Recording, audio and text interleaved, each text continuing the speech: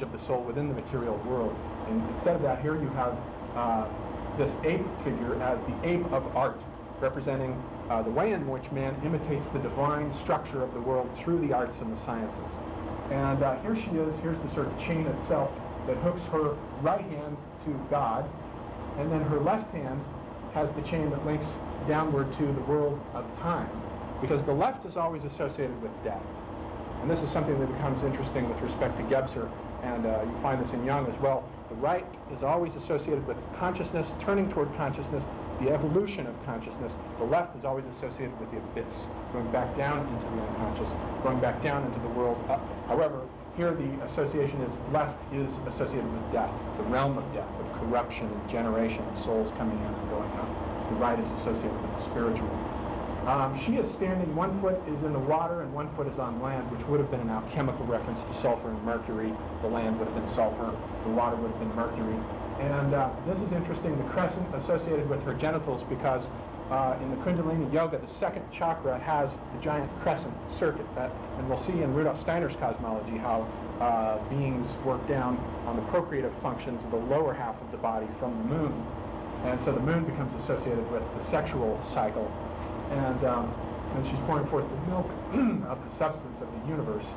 And then over here we have, you have all the spheres radiating outward, as we've just seen here, the planetary spheres, the sphere of the fixed star radiating inward, the sphere of air, fire, the animal world. Now we're in the terrestrial world here, the animal, vegetable, mineral world, then the liberal arts, and then the liberal arts are listed here. That's too small for me to read. But out here you have the male, the female turned, notice she's turned toward the moon, and the male here, he's turned toward the sun. Although for some strange reason we have three suns represented here. And the commentator of this said it was some esoteric reference to a trifold sun. But anyway, the point is that the male here is traditionally associated with the sun, and the female is traditionally associated with the moon. You get that in Jung, you get that in alchemy. However, that is not something that you want to engrave in stone, because as you go back in history, particularly if you study iconography going back past 2000 BC, you get the opposite.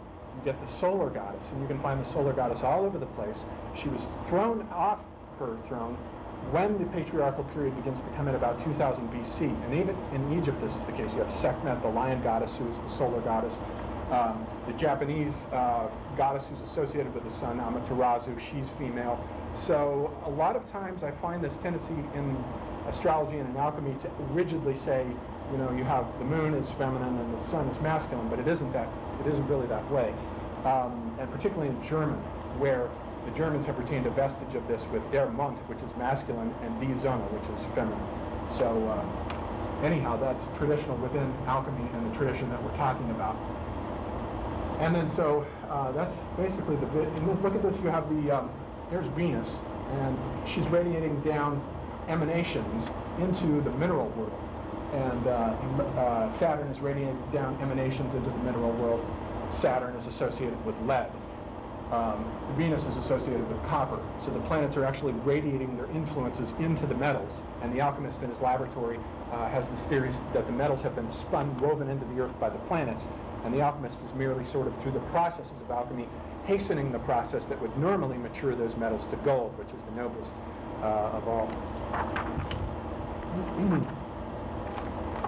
This is one of my favorite images. You can talk about this thing in detail all night, but we won't do that. I just want to sort of make the point that instead of the 9 spheres of the angels, we have the 9 muses here. Now this is a Renaissance image. This dates from toward the end of the Renaissance, toward the end of the 15th century, and it's from Gaffurius, a book on music.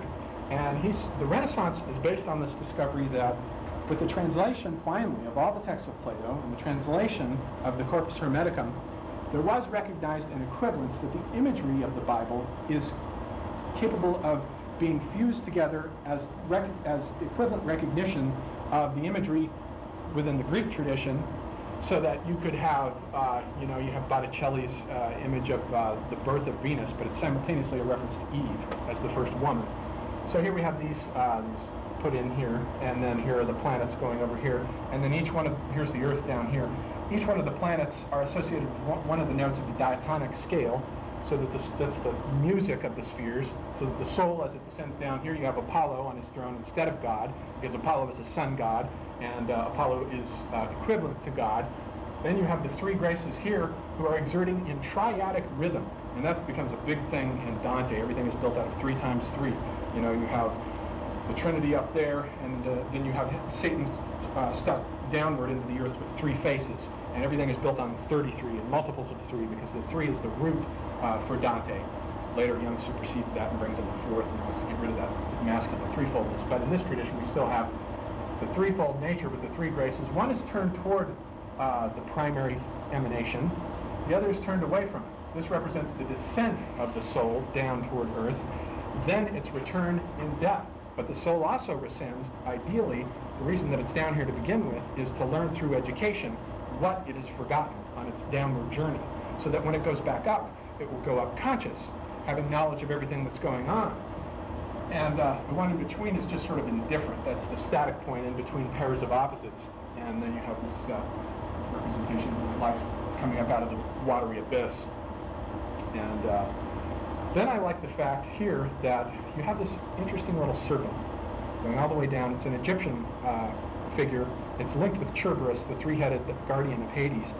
And it exerts this triadic rhythm downward into the realm of time. Serpents are associated with time. They're linked with the moon. The moon sheds its skin every month, just as the serpent sheds its skin. So the serpent is always linked with time, the sublunary world, the world of generation and corruption. And so that comes down here, and it has these 3 heads, each of which are allegorical of things like past, present, future. You want to put your head in the lion's mouth, which is the present, and stay within the present. The wolf, I think, leads into the past, and the leopard sniffs out the future. Those animals are echoes from Dante's Divine Comedy. And then you have Talia down here, who is Talia up here, but now she's down here. She's incarnate on the earthly plane. She's silent Talia down here. But I like the serpent because I've always had a suspicion that the chakras of the Kundalini, there are 7 of them, and there are 7 of these planetary spheres, was somehow a miniaturization and interiorization of this ancient knowledge of the 7 of the cosmos. And you know that in the Kundalini system, you have the awakening of the serpent that travels up the spinal column and goes through these 7 chakras. And so I think it's interesting that you have the central icon with the serpent going downward. Normally in Kundalini, you have this ascent upward to the Sahasrara, the 7th chakra at the top.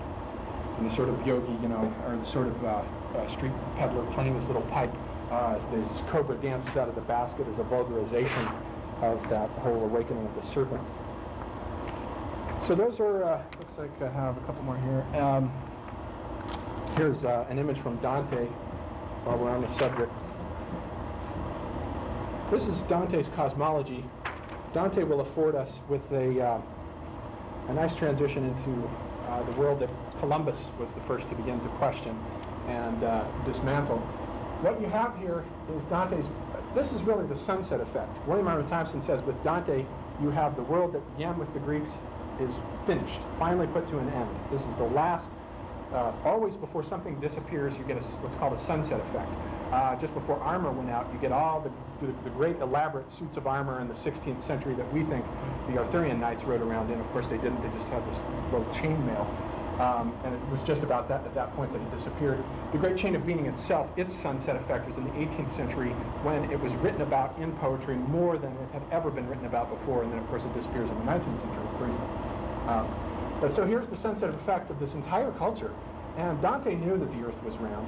He's living in 1300, and he knew very well the earth was round. Probably, my suspicion is he knew it because the Arabs had some inkling of it, and a lot of what is in Dante is taken from the Arab world, the Muslim world.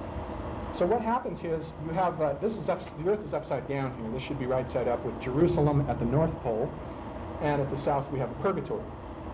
And Satan has sort of come crashing into the earth like a comet, and has gone barreling right down through the center, and he's stuck upside down in the center with 3 faces mimicking the 3 of the Trinity.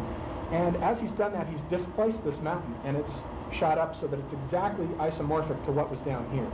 And Dante goes down, and he's led by Virgil down through all these sinners who have lost touch, you might say, with the music of the spheres. They're